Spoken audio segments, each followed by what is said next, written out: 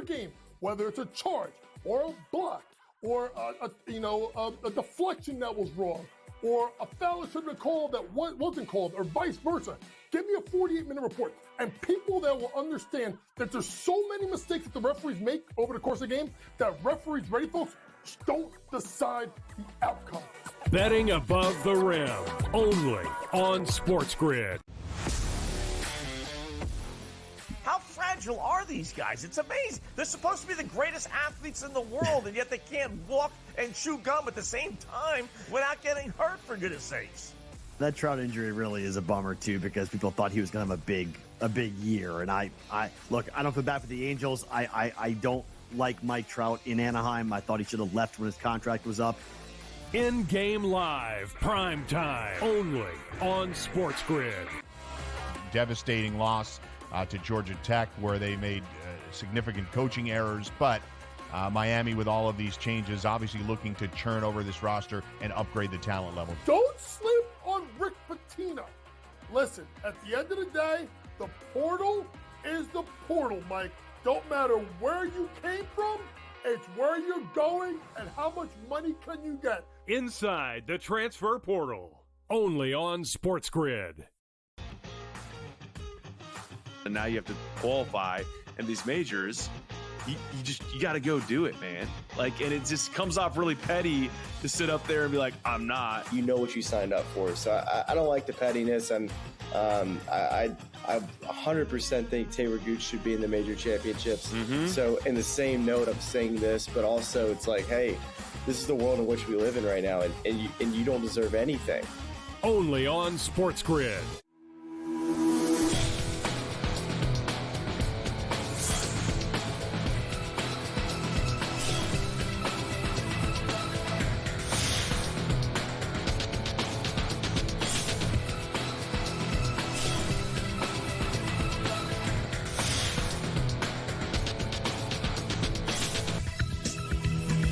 Good morning. Welcome to NewsWire here on SportsGrid. Craig Mish back with you for our afternoon/morning edition of the show, depending on where you're watching. Thanks for tuning in and streaming us live here on the SportsGrid network. On our program today, we'll preview tonight's NBA games, do a little recap of last night. Jacob Camenker from Sporting News. He is on our show today. Also, the very latest on sports betting and the update on Minnesota's legislation. We will preview that for you as well.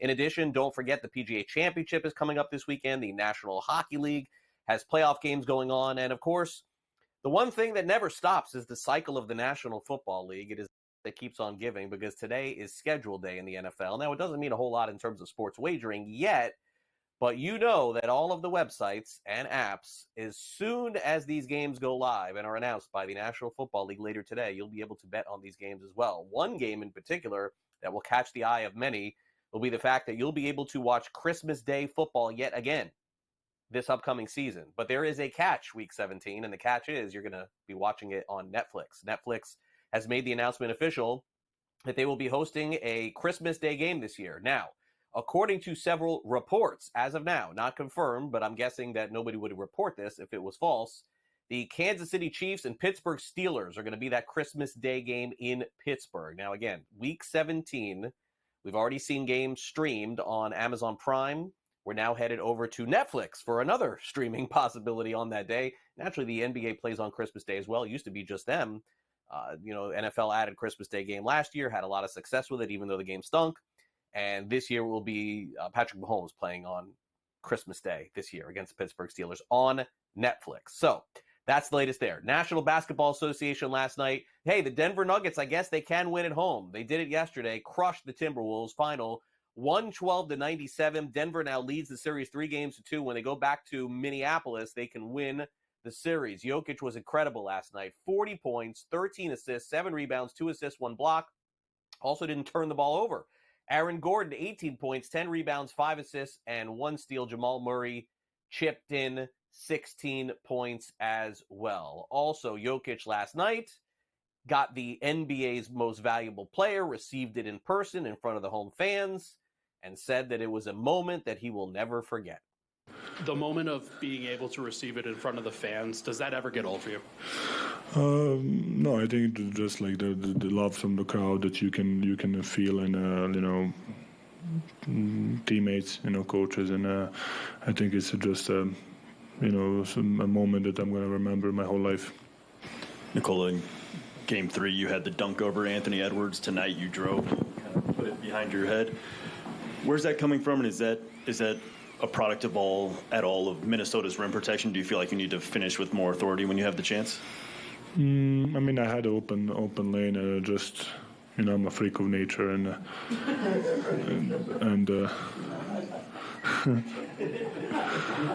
why not to show my athleticism?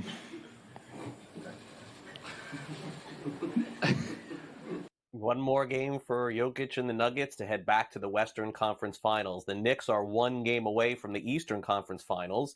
They destroyed the Pacers last night, 121-91. Indiana cut it to within about 10 as the end of the third quarter expired. But Jalen Brunson once again was a story. 28 points at the half, 44 points on the game, 7 assists, 4 rebounds. Josh Hart had 18 points, 11 rebounds, 3 assists as well. The Knicks were 1.5-point favorites. It did not come in to play, but naturally, the best part of seeing Jalen Brunson's growth has been that assist number, not just scoring, but last night posted another 7 assists. He has been arguably the best player in the Eastern Conference playoffs, and Tom Thibodeau, after said him being selfless, has really added more to his game. Can I get you to go beyond Jalen a bit? I mean, this is the 5th time you scored more than 40 points, and he did it at a really crucial time for you guys. Well, and you're right. You're making a great point, because as much as, you talk about him, and you talk about him a lot, and rightfully so, it's not enough, and what he means to the team. And he's so willing to share everything with his teammates. And I tell you, to me, that's the best part of him.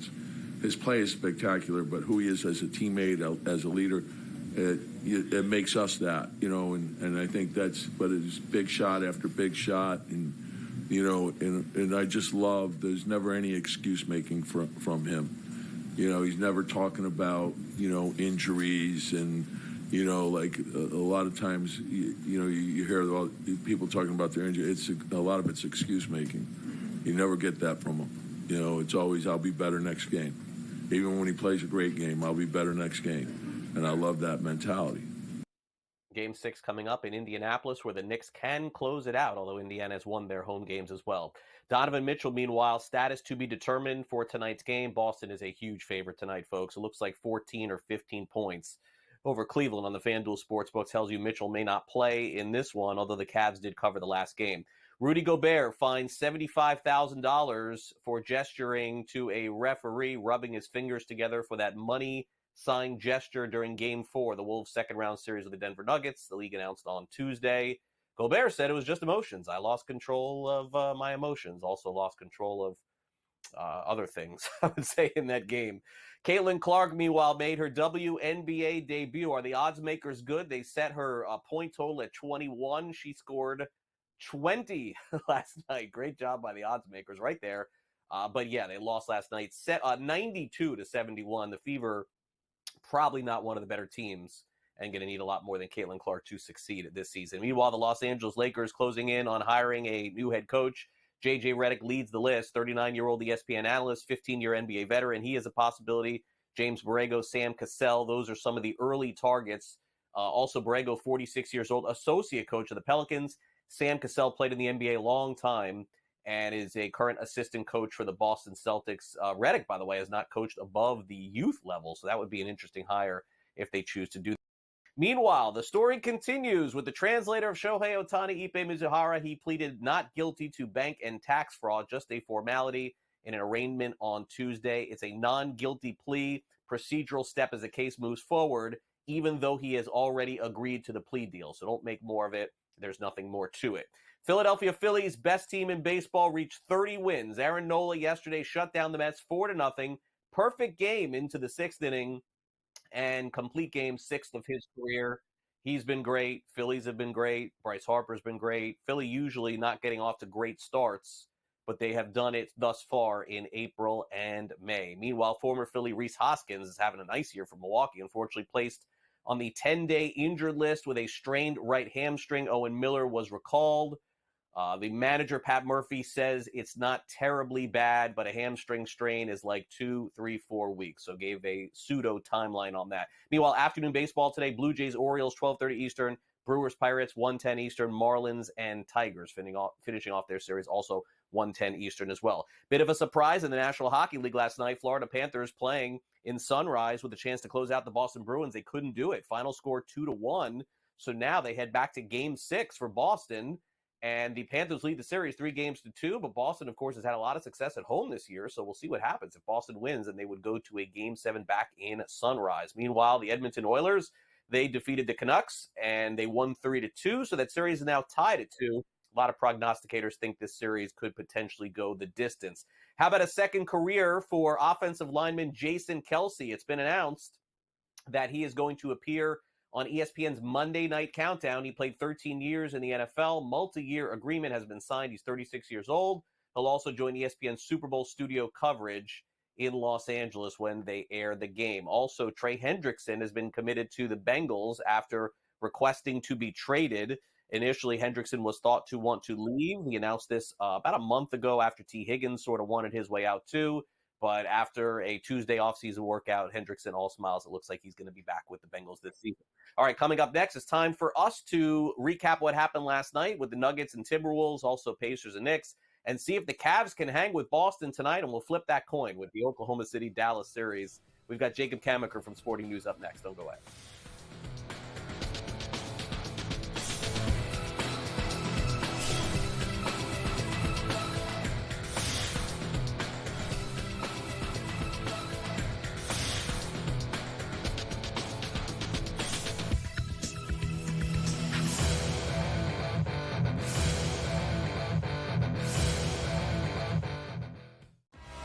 Devastating loss to Georgia Tech, where they made significant coaching errors. But Miami, with all of these changes, obviously looking to churn over this roster and upgrade the talent level. Don't sleep on Rick Pitino.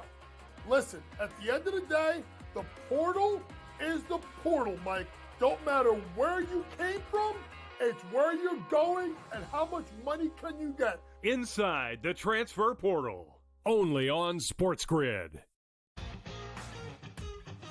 And now you have to qualify, and these majors, you got to go do it, man. Like, and it just comes off really petty to sit up there and be like, I'm not. You know what you signed up for. So I don't like the pettiness, and I 100% think Taylor Gooch should be in the major championships. So in the same note, I'm saying this, but also it's like, hey, this is the world in which we live in right now, and you don't deserve anything. Only on SportsGrid. It's smarter to be on SportsGrid, your 24/7 sports wagering network. The early line. Magical and historic season in Lincoln, Nebraska continues. He is the best player in the NBA, but also in the biggest moments where the national media is watching. NewsWire. Something that we have never seen happen before with one of the iconic coaches in the game. Pharrell, coast to coast. The team covers. It's automatic. It's every time. Not sometimes. It's every time. Game time decisions. Luka is actually far more dangerous from three on the road this year than at home. This game here tonight, you may want to consider taking as many points as humanly possible. In-game live, prime time. We got not one, but two coaches fired systems in place. Sports Rage This Late sort of Night. has letdown written all over it. It's going to be hard to match the emotion that they played with the other night. It's smarter to be on SportsGrid.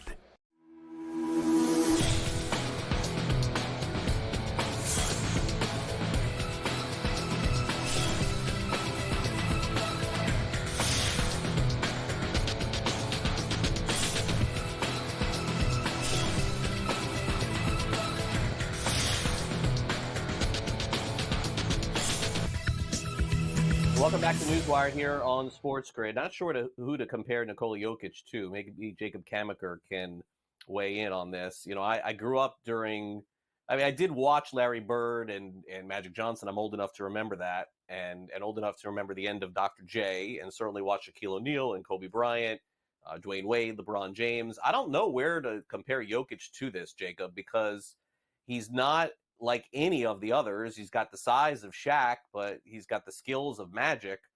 And I guess what I would wonder, Jacob, is what happened in games 1 and game 2 to Denver, right? Like, isn't that something where if you're really good at watching film and breaking it down, maybe some other team can figure out a way to beat Denver? Or maybe going back to watching tape from the Nuggets several years ago, because when Jokic is playing like he did last night, there is not a team in the NBA that's going to beat them. Right. With Jokic, he's just matchup proof. I mean, he's beaten guys like Bam Adebayo, Anthony Davis, and even Rudy Gobert and Karl Anthony Towns. Like, these are good defenders and on good defensive teams, and he just finds a way to completely destroy them. We saw that last night with the Timberwolves, and it's hard to find a true comparison to him, like you said, because he has the elite passing skills, the top-end scoring skills, but he has the size. And the strange thing about him is he's an athletic dude, don't get me wrong, but it's not like he's like an otherworldly type of athlete. Like, you kind of look at him play sometimes and you say to yourself, man, how is he making these plays without being like one of the true top athletes in the NBA? He's just fantastic. He's really been the heart and soul of the Nuggets during this postseason run and their bounce back against the Timberwolves. But yeah, as long as they're going like this and as long as Jamal Murray is starting to get a little healthier, I think they're just going to be so hard to beat when Jokic puts the team on your shoulder. Yeah, and I don't see Minnesota winning both of the next two. I would assume Denver moves on. But I'll tell you, this Pacers, Knicks series, I don't care that the Knicks won by 1 million last night. I mean, Jacob, I think Indiana's probably going to win the next game, and then who knows what goes to 7. But take nothing away from the way the Knicks have played at the Garden. They've had to sweat out the first couple. Last night was really easy. Brunson went nuts again, 28 at the half, 44 for the game. He's been the MVP of the playoffs in the Eastern Conference. Josh Hart's also been amazing. He had 18-11, got some rest after they lost the previous game. So, I wouldn't say like the games are coin flip like we're going to talk about with Dallas, Oklahoma City. I got no feel on that at all. It just feels like the home team is getting these wins. Do you think Indiana wins the next one and then this just goes back to the Garden? It sort of seems like it's setting up that way, right? That's what it feels like to me. This feels like it's going to go 7 games, and I think the Knicks are going to pull out the win. And the reason for that is Indiana just hasn't been good on the road at all. That's not to say that the Knicks have been good on the road either. I know the Pacers have pulled out some wins over them in their own building, but Indiana is just 1-5 on the road during this postseason. I think they won game 2 in Milwaukee, and that was against a pretty decimated Bucks team. So I just don't have faith that Indiana on the road against the Knicks can defend well enough to beat this team, because the Knicks, when they have trouble, it's usually because someone is able to slow down Jalen Brunson. No one's been able to do that during this postseason. If you can slow down Brunson, they don't have a lot of other high-end scorers. They have a really good amalgamation of depth and role players that have stepped up in the absence of Julius Randle. But if you take away Brunson, things get a little difficult for that offense. Indiana hasn't been able to do that. The Knicks have scored 121 points in all 3 of their home games, at least 121. So I just don't see the Pacers, even though they have a good offense, being able to compete if they allow that many points. Because Tom Thibodeau, there's one thing he can do. It's coach defense. Yeah, that's been proven. And again, we got a game 6 coming up. Could go either way. All right, so the Cavs covered the big spread in the last game. And Jacob, it certainly is set up again for that tonight. It's more or less the same team playing. We don't know if Mitchell's going to play, but the Celtics are 14.5-point favorites. Total is 205. I don't feel like the Cavs are done. Like, I think that they can hang around in this one. But, man, it would be shocking to see Cleveland win again with a point spread of this nature, wouldn't it be? It would be, but I'll say this about this Celtics team, and I felt that I'm from the Boston area. I've grown up a huge Celtics fan. I watch them play all the time. This team seems to lack a killer instinct and just kind of, smell that blood in the water at times, where you look at them and say, yeah, this is a game that you should win. This is a game you need to win. Even last game, it was Donovan Mitchell was out, and you said to yourself, oh, the Celtics should dominate this game. It was close down the stretch, and I know the Cavs played pretty well and stepped up and had a lot of good role players play well. Max Strus had a really good first half. Darius Garland came alive after a quiet first quarter. But the Celtics have the better talent, and they need to step up at home, shut out the series. But I just don't have faith that they're going to do that. So this one's a stay away for me, because I don't know. I just have seen them too many times have that big lead late, and they kind of tense up in that last 5 minutes during clutch time. So they scare me a bit. Maybe that's my inner fan talking and trying to hedge my own bet, the fact that I'm rooting for them. But, man, they are a frustrating team to bet at a big number sometimes. Yeah, this is not a 7-point spread either. I mean, it's 14.5. All right, so final game of the night, Dallas at Oklahoma City. It's coin flip city for me, Jacob. I got no feel whatsoever on the series. Total is 213. Oklahoma City -4. Has Oklahoma City played better in the series than Dallas? That's probably the only thing that I can say here is they have played better in the 4 games. But that doesn't mean that they're going to win tonight. It certainly doesn't mean that they're going to cover. If Luka goes off like Jokic did, I think Dallas is going to win the game tonight. What do you say? Yeah, it's so hard. This series, I agree with you. Complete coin flip. I always look at the team with the bigger star power. I think Luka Doncic can put the team on his back a little bit. So that leads me to want to go with Dallas at this +4 number because I'm saying to myself, this probably comes down to the last shot. Then you're playing the free throw game, though, and if Oklahoma City wins, you probably don't cover. So I probably would stay away from this one, too. But if I had to go with either side, I just think Dallas – They have the experience. They have Kyrie Irving and Luka Doncic, a little more star power. I think the Thunder need to take some more lumps before they're ready to be a finals team. Similar to the Timberwolves, I think both of them get eliminated eventually. So I'm going to go with the Mavericks here. All right, take the points. Tough game to call. I would agree. This series has been really tough. All right, Jacob, enjoy the rest of your week. Thanks again for coming on NewsWire. I'm sure we'll be chopping it up about the NFL schedule next week. Thanks for coming on. All right, thanks for having me, Craig. Take care. All right, Jacob Camenker from Sporting News. Coming up next, speaking of the National Football League, the first words from Kirk Cousins since he saw his team draft a quarterback to compete with him. Be right back.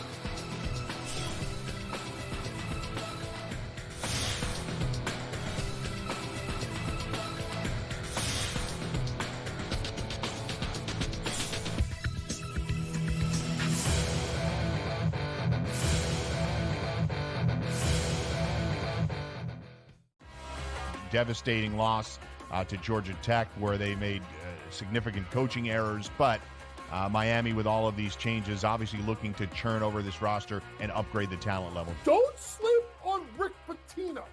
Listen, at the end of the day, the portal is the portal, Mike. Don't matter where you came from, it's where you're going and how much money can you get. Inside the transfer portal, only on SportsGrid. And now you have to qualify, and these majors, you got to go do it, man. Like, and it just comes off really petty to sit up there and be like, I'm not. You know what you signed up for. So I don't like the pettiness, and I 100% think Taylor Gooch should be in the major championships. Mm-hmm. So in the same note, I'm saying this, but also it's like, hey, this is the world in which we live in right now, and you don't deserve anything. Only on SportsGrid. It's smarter to be on SportsGrid, your 24/7 sports wagering network. The early line. Magical and historic season in Lincoln, Nebraska continues. He is the best player in the NBA, but also in the biggest moments where the national media is watching. NewsWire. Something that we have never seen happen before with one of the iconic coaches in the game. Pharrell coast to coast. The team covers. It's automatic. It's every time. Not sometimes. It's every time. Game time decisions. Luka is actually far more dangerous from 3 on the road this year than at home. This game here tonight, you may want to consider taking as many points as humanly possible. In-game live. Prime time. We got not one, but 2 coaches fired systems in place. Sports Rage This late sort of night. has letdown written all over it. It's going to be hard to match the emotion that they played with the other night. It's smarter to be on SportsGrid.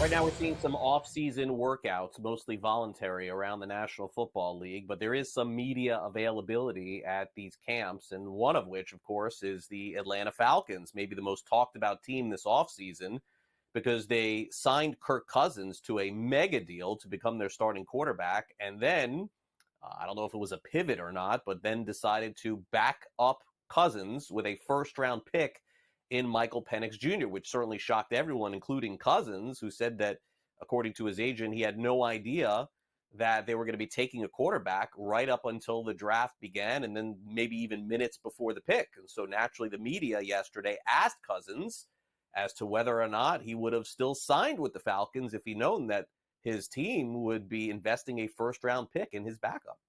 Yeah, no, Mike's been great. It's, always going to be competition in this league, and you always got to, go out and earn it. And, I'm going to control what I can control and also understand there's a lot you don't control. And, I learned a long time ago that you got to focus on what you can control. I don't really deal in hypotheticals. We could go down that path for a long time in a lot of ways. It just doesn't do us any good. So, I'm excited for this opportunity to have. I think it's a real privilege to be a quarterback for the Atlanta Falcons, and I'm trying to make good on the opportunity they've given me with the way I work each day and the way we play this fall. Unsurprising, the high road taken by quarterback Kirk Cousins. Meanwhile, we're getting a glimpse of the National Football League schedule. All the international games were announced. Also, HBO Max announced that they're going to be following around the New York Giants this offseason during training camp as like that pseudo edition of Hard Knocks. So plenty to get to with info and details in the National Football League. We did get some leaks of the schedule, which include the Bengals Chiefs playing in week 2 and the Ravens Chiefs opening up the season. That is the subject of conversation with our very own Ben Stevens. It is NFL schedule release day, where all 32 NFL teams will know the entirety of their 2024 NFL season schedules. But leading up to this schedule release date, we started to get some marquee matchups early in the season. And the one that catches my eye the most is not the Chiefs season opener, that season debut, the opening Thursday night of the year inside Arrowhead against the Ravens. It's actually week number 2 against a second straight AFC North opponent, the Cincinnati Bengals. And the odds are already out. Kansas City, for that week 2 game against Cincy, a 4.5-point home favorite. I love how the odds makers evaluate two teams against another. And I actually think it's the week 2 game, not week number 1. Kansas City versus Cincinnati. That's the true preview of the AFC Championship game at the end of 2024. Craig, back to you. All right, thanks, Ben. And as we just discussed, Netflix going to have a game on Christmas Day, too. It feels like the Kansas City Chiefs are getting their due, almost a guarantee when you put the Chiefs on and Patrick Mahomes on and Travis Kelce on, which means maybe Taylor Swift on, too. Definitely leads to increased ratings. Well, do you remember living in New York City in 1994? Did you live there at the time? It was a very special year. The Knicks were going deep into the playoffs. The New York Rangers were going deep, winning championships as well. Seems like history is repeating itself. Let's check in with the sports professor, Rick Horrow, on the success at the Garden. Sports professor Rick Horrow inside the $1.3 trillion business of sports with your daily numbers game. Go back to June 17th, 1994. Remember that time. The Knicks getting to the finals and all of the possibilities combined with the Rangers winning the first Stanley Cup in 54 years in New York. The O.J. Simpson car chase in Los Angeles stole that thunder. But how about this? How about the Knicks and the Rangers propping up the local and regional and national television ratings yet again? And the Dolan family, the beneficiary. $430 million revenue last quarter, a 12% bump for MSG, the Knicks, and the Rangers. And the bottom line is, if they keep winning, regardless of ownership, it's not only bring back memories, but bring back substantial television revenues as well. Sports professor Rick Horrow, Daily Numbers Game. All right, thanks very much, Rick. And a little bit different, I think, this time around, at least to get to the end, because the Knicks are going to have to, if they beat Indiana, are going to have to go through the Boston Celtics, the team heavily favored to win the Eastern Conference. And the Rangers, should they beat the Carolina Hurricanes, would either have to play the Florida Panthers or Boston Bruins, two very formidable opponents. But we'll see. Maybe there's a possibility of history actually repeating itself this year. All right, coming up next, the very latest on sports betting in Minnesota, as Pat Evans joins us, courtesy of Legal Sports Report, right after the break here on NewsWire. So we'll be right back after these messages. Don't go away.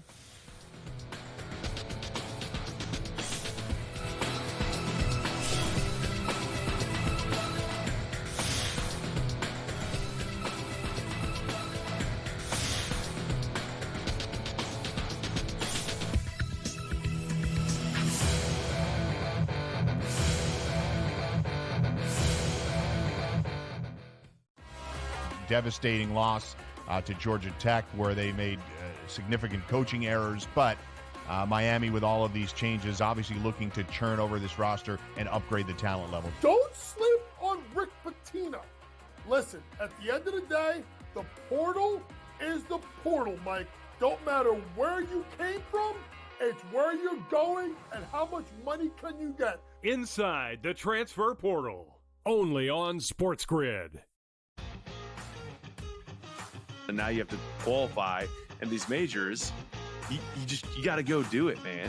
Like, and it just comes off really petty to sit up there and be like, I'm not. You know what you signed up for. So I don't like the pettiness, and I 100% think Taylor Gooch should be in the major championships. So in the same note, I'm saying this, but also it's like, hey, this is the world in which we live in right now, and you don't deserve anything. Only on SportsGrid. It's smarter to be on SportsGrid. Your 24/7 sports wagering network.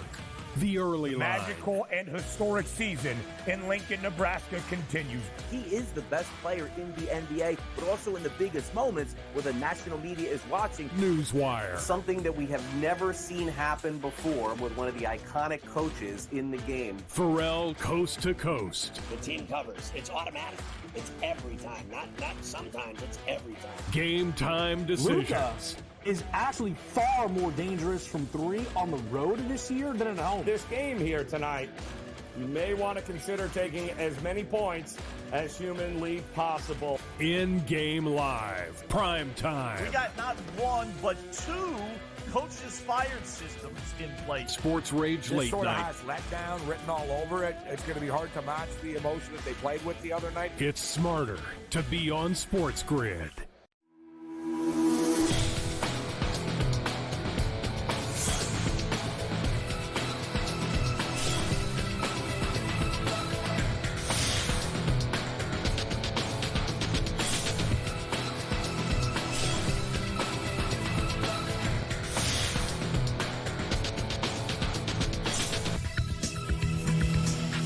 Welcome back to NewsWire here on SportsGrid, getting updates on Alabama and Minnesota. It is the very well-rested Pat Evans from Legal Sports Report. He joins us now to go over the very latest on sports betting. You can find him on social media and all of his work over at LegalSportsReport.com. Pat, great to have you back here on the show. Looking ready to roll here as always. Let's get started and talk about this update out of nowhere that we got from Minnesota. Dare I say, some potential optimism for getting legalized sports betting there. I don't know how this will proceed, but late last week, all of a sudden, I saw things coming on my social media feed that led me to believe that the door is open again. The door certainly is still open in Minnesota, and as you know, and frequent listeners and viewers know, I've been very bullish the last couple of years on Minnesota, and this year has been a roller coaster. I mean, we've had a great start to the year where everybody had come to the table over the break, and we're talking about how to get it over the goal line and get it signed by the governor, and that those talks kind of broke down as the session rolled on. I mean, at points this session, we've seen basically lawmakers just throwing things at the wall to see what sticks and what we can get over the line. That's turned into certain things like a ban on all in-game wagering on the Senate side, which, no stakeholders wanted that. And it all comes down to this breakdown of the Republicans and the tracks and the tribes and the Democrats. The tribes, as it stands now, has complete exclusivity for sportsbook operations. The tracks want it. You need bipartisan support because the majorities are so slim for the Democrats in both chambers, and there's opposition in both sides of the aisle to gambling. So you need the agreement between the two stakeholders, the tribes and the tracks, to get the lawmakers to agree on a deal. Now, things kind of slowed to a roll last week or last month because the Horse Racing Commission came out and said, hey, we want to put VLTs in the two horse racing tracks. The tribe said, well, we don't like that. So a new bill came out that outlawed historical horse racing, which are basically slot machines. That upset the tracks and the Republicans. The tracks then, one of the tracks then in turn sued a couple of the tribal casinos and said, hey, you're offering games outside of your state compacts. So this kind of was a big stalemate. But last week, there was a committee movement, and in less than an hour, we'll get started in the Minnesota House, which does expect to get through and go over to the Senate. There's Senate dysfunction this year because there's a 51 or a 1-vote majority for the Democrats. Well, one of those senators was arrested last month for breaking into her stepmom's house to get things like her father's ashes. That has caused some interesting dysfunction because the Republicans say, hey, we want her voting rights stripped, which of course would even out the Senate. The Democrats stripped her of her committee seats, but left her allowed to vote. And so there's been a lot of stalemates there, pushing back and forth in the Senate. So even if sports betting gets over to the Senate, we'll see what happens there, because who knows, it might not even get acted on because the session ends Monday.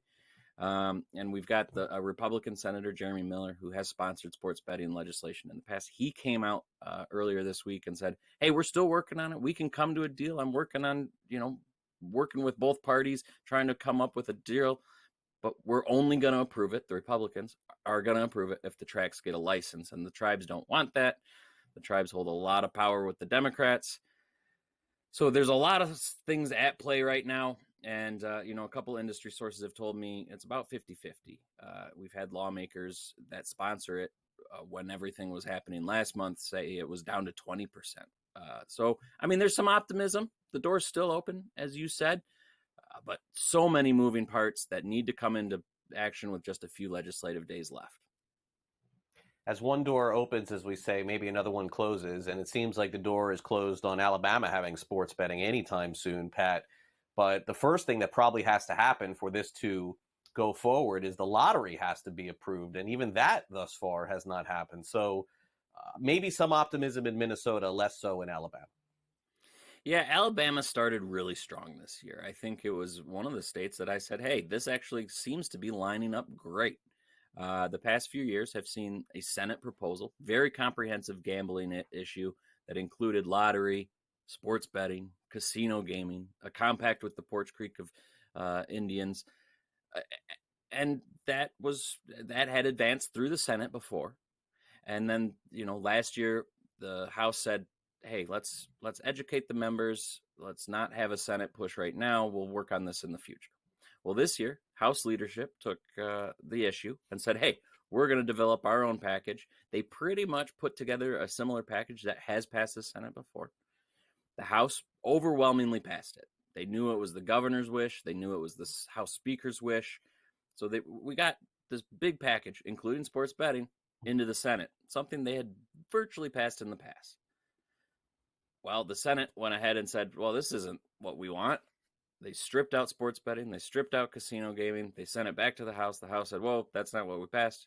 They went to a conference committee. They did not put sports betting back in. But they did want to legalize the lottery. They wanted to legalize electronic gaming at 7 locations in the state, slot machines and the like, and the compact with the tribe. Well, the House said, oh, okay, that makes sense. We'll work on sports betting and other gaming later. Sure. Sent it back to the Senate. The Senate didn't like it, and including one of the main sponsors, he didn't vote for it because of the absence of sports betting. And we're just left as it's one of 5 states without a lottery. They've been trying to do this since 1999 when there was the last public vote to institute a lottery. And they seemingly almost got to the finish line this year, but of course didn't. Greg Albritton, that senator who wants sports betting, said, we're still making progress. He kind of predicted heading into the session that this was going to be a hard fight. He said, every time you make one person happy, you upset 3. And, so you get to that point, and that's sure enough, seemingly what happened. And so, again, Alabama's left still as one of 5 states without a lottery. And, until they get the lottery legalized, I'm not sure there's a lot of hope for sports betting in Alabama. And the same could be said, Pat, for Missouri with the latest update there. Yeah, the Missouri legislature winds down their session this week. We've seen a House proposal pass its chamber the past 2 years. It's on the floor now, waiting to be passed, but I don't even think they're going to bother to send it over to the Senate because it's been killed the past 2 years by pretty much a single senator, Denny Hoskins, who wants to include video lottery terminals. Again, a slot-like machine that can go in convenience stores and gas stations, and nobody else really wants to do that. So, the legislative stalemate has gone on for 3 years now. It's made the pro teams that are supporting that legislation upset. They've led this ballot proposal that, of course, as we talked about last week, I believe, is successful. They had enough signatures. They've turned it into the Secretary of State. It should, as long as it's all enough valid signatures, get on the ballot in November. And if the support publicly is there, as everyone kind of assumes, Missouri sports betting could do a little end around the legislator and be legal within the next year or two. That could be some good potential to end with. Thanks again, Pat, for coming on the show. Really appreciate it. We'll catch up again next week. Yeah, thanks as always, Craig. See you next week. All right, Pat Evans with us from Legal Sports Report. Stadium is reporting this morning that Donovan Mitchell is going to miss tonight's game with the Boston Celtics. So that line probably going to go up a little bit more, but 14.5-point favorites Boston over Cleveland in a Game 5 situation where the Cavs have to win to get in. They will not have Donovan Mitchell tonight. Coming up next, Scott Butera from Daily Racing Forum is going to join us. We'll go over the upcoming Preakness Stakes and talk more about our partnership here at SportsGrid with the Daily Racing Forum. Don't go away.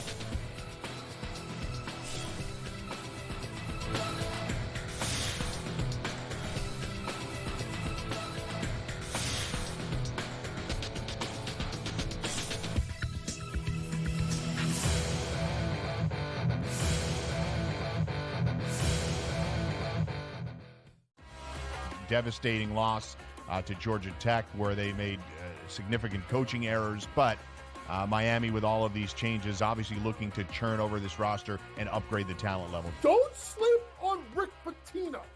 Listen, at the end of the day, the portal is the portal, Mike. Don't matter where you came from, it's where you're going and how much money can you get. Inside the transfer portal, only on SportsGrid.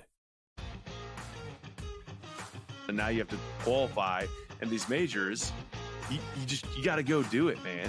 Like, and it just comes off really petty to sit up there and be like, I'm not. You know what you signed up for. So I don't like the pettiness, and I 100% think Taylor Gooch should be in the major championships. So in the same note, I'm saying this, but also it's like, hey, this is the world in which we live in right now, and you don't deserve anything. Only on SportsGrid. It's smarter to be on SportsGrid, your 24/7 sports wagering network.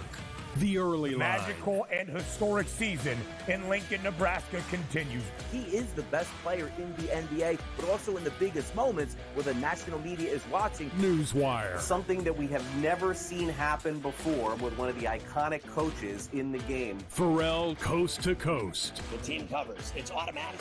It's every time. Not sometimes. It's every time. Game time decisions. Luka is actually far more dangerous from three on the road this year than at home. This game here tonight, you may want to consider taking as many points as humanly possible. In-game live, prime time. We got not one, but two coaches fired systems in place. Sports Rage This late sort of night. has letdown written all over it. It's going to be hard to match the emotion that they played with the other night. It's smarter to be on SportsGrid.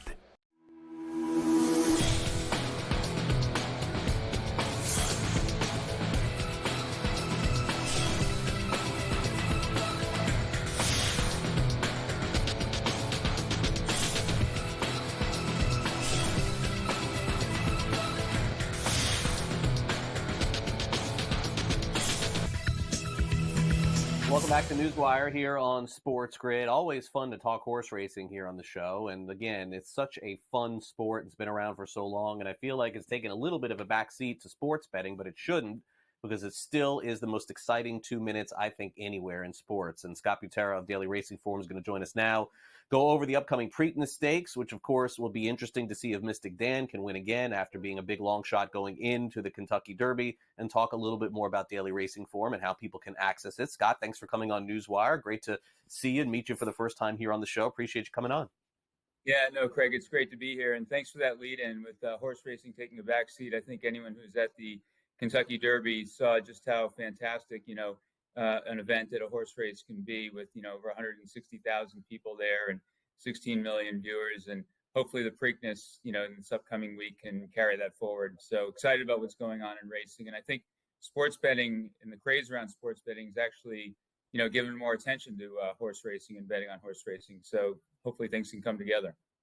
Yeah, and it's a very specialized niche in order to handicap these, races, because again, you have to be paying very close attention not just to the horses, but to the trainers and to the jockeys and everything else. And I think that's why daily racing form comes into play here in such a very big way.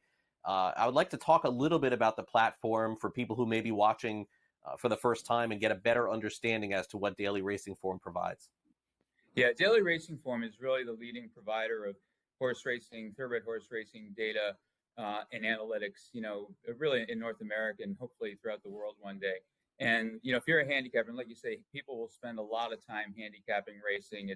It's almost like a deep science in some regards. But, what we're trying to do is broaden the appeal that, you really don't have to be a hardcore racing enthusiast or handicapper to enjoy betting on racing, and how we can take some of those products and, make them a little bit more accessible to the more casual bettor. And I think that's probably the next step for us. But, really our mission, our goal, and what we strive to be is that leading provider of horse racing data and analytics. And, that's why we're really excited about working with SportsGrid, because that's kind of your mantra too, is to be in that vein. So I think, as we work on partnerships like this, we'll hopefully be able to, get that message out to more people. Yeah, and I think that's a great point, because with the partnership that we have here at SportsGrid with Daily Racing Form, I think what it does is provide people with more data, more information, but I think most importantly, Scott, it is just more education on what is out there, because I think that data is very important, but it's also important as to how it is used, and I think that really will tell the story as to how you can properly handicap things. Now, again, anything can happen in any handicap, in any sport, but being able to actually understand data and use it correctly, isn't that very important? Yeah, it is. And, it kind of makes it fun. If you look at what's going on in the world and, if you look at economics and what's driving inflation, it's a lot of these, experiences, right? So people are out there, spending money on experiences, whether it's, sporting events, horse racing events, cruise line shows, concerts, etc.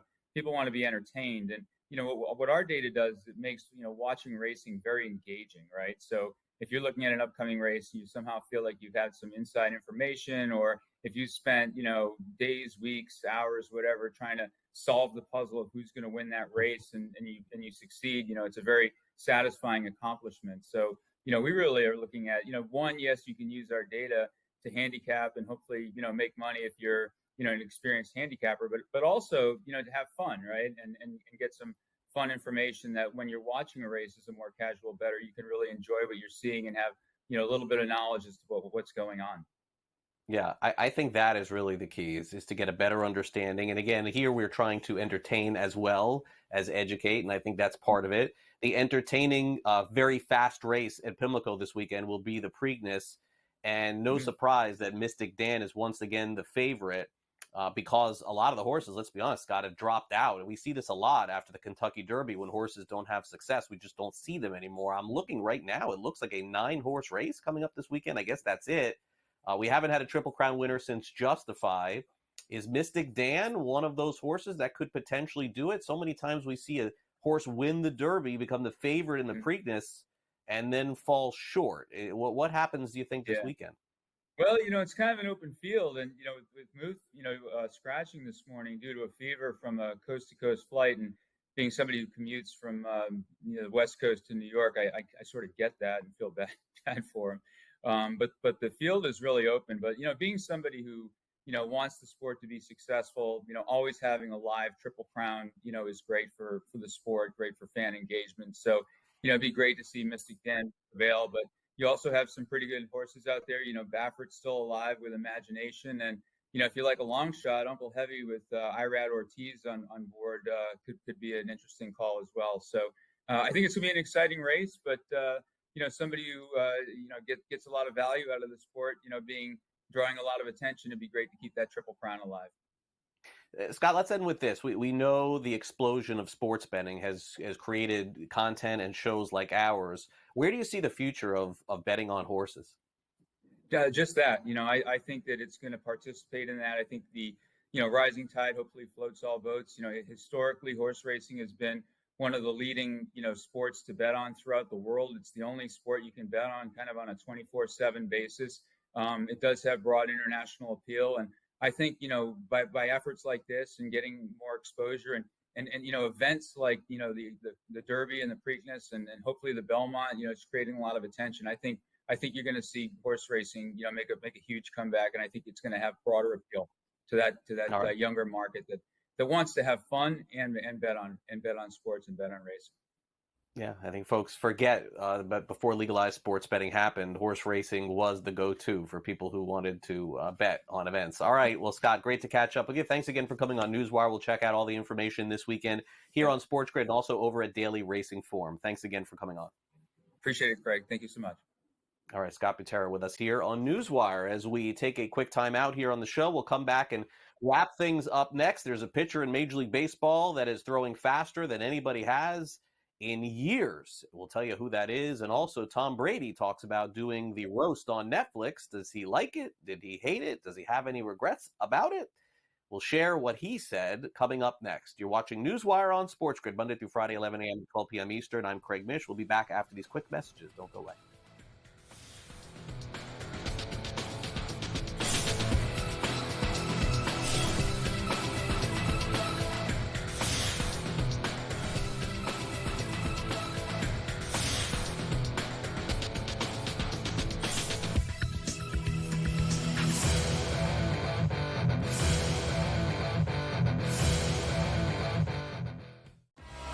Devastating loss to Georgia Tech, where they made significant coaching errors. But Miami, with all of these changes, obviously looking to churn over this roster and upgrade the talent level. Don't sleep on Rick Pitino.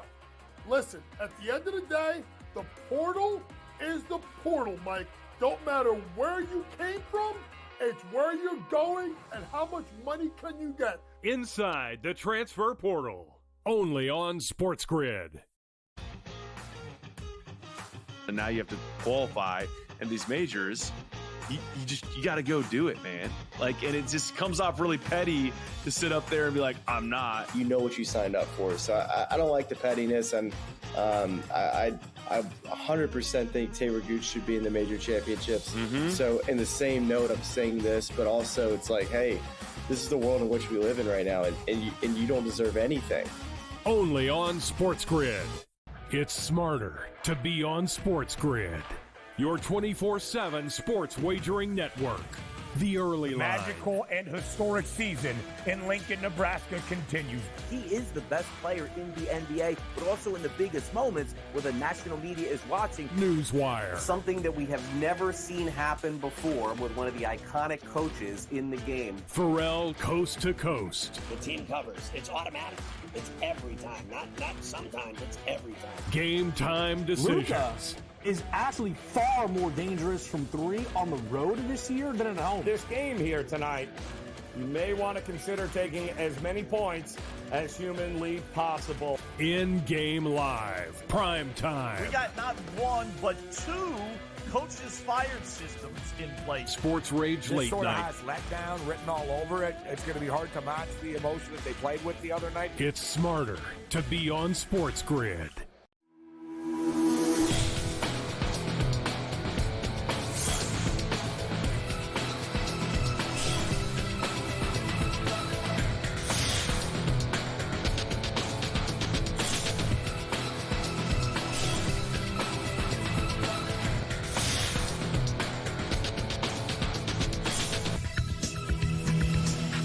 Got a few minutes left here in the show before we turn it back over to the early line coming up at noon. And as we always do, we end the show with a few final thoughts. And we put those thoughts into the final shot. But we call it on this show here on NewsWire, it's time for some last licks.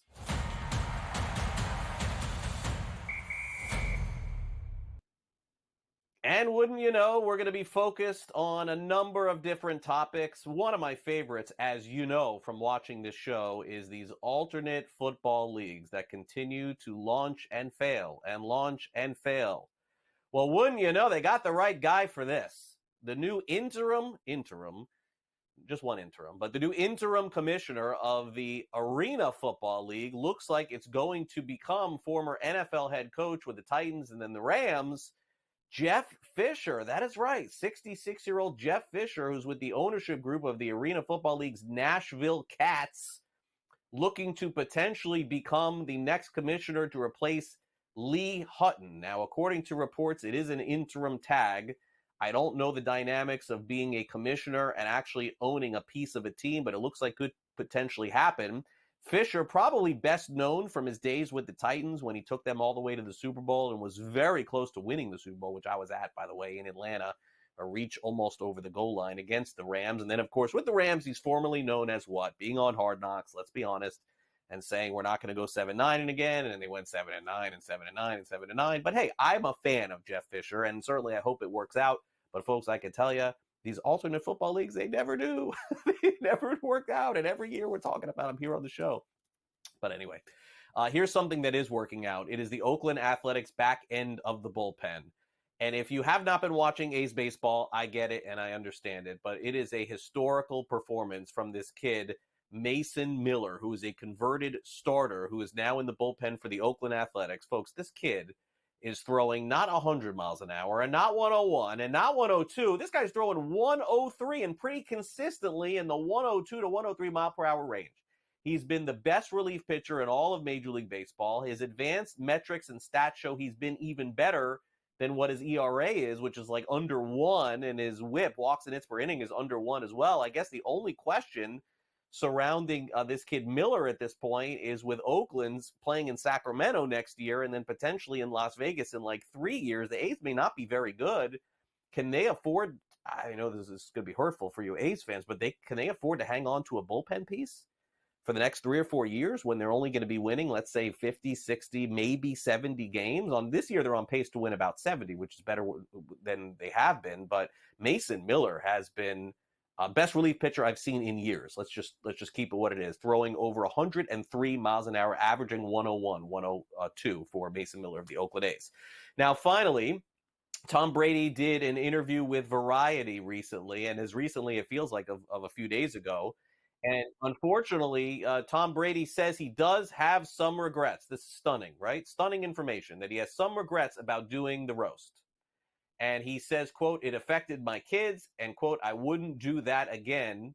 I'm going to be better as a parent as I go forward." He says, I liked when the jokes were about me. I thought they were fun, but I didn't like the way that they affected my kids. It's the hardest part about being bittersweet aspect when you do something that you think in one way and all of a sudden you realize I wouldn't do that again. Isn't it sort of incredible? Now, look, Tom Brady lives the ultimate public life. So many people go through marriages and divorces and have kids all the time, and we never hear about it. But because Brady is arguably the best football player of all time, we hear about every little piece of minutia with him and his ex-wife and former girlfriends as well.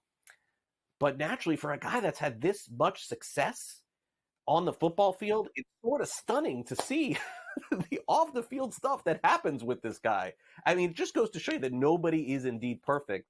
But look, I mean, if Tom Brady did a roast and he didn't expect to have his former wife brought up and former mother of another one of his child, I mean, come on, man. You knew that this stuff was coming. So I don't know what to say, Tom. Best probably for you to stay off the roast would be my guess, but naturally he did it. It was fun. I thought we really enjoyed watching it. Now we come to learn that the kids don't like it. Shocker. All right, that'll do it for the show. Thanks to Scott Butera from Daily Racing Forum for coming on the show. Also, Jacob Camenker from Sporting News, Pat Evans from Legal Sports Report, our associate producer Frank, our producer Michael. I am Craig, and I'll be right back with you here tomorrow for our Thursday edition of the show as we get ready for the next game between the Knicks and Indiana Pacers. We'll, of course, have a preview of that. By the way, PGA Championship underway tomorrow morning, so you can expect our first leaderboard here on NewsWire as well. Enjoy the rest of your day. I'll see you tomorrow, 11 a.m. Eastern, for our next edition of NewsWire. See ya.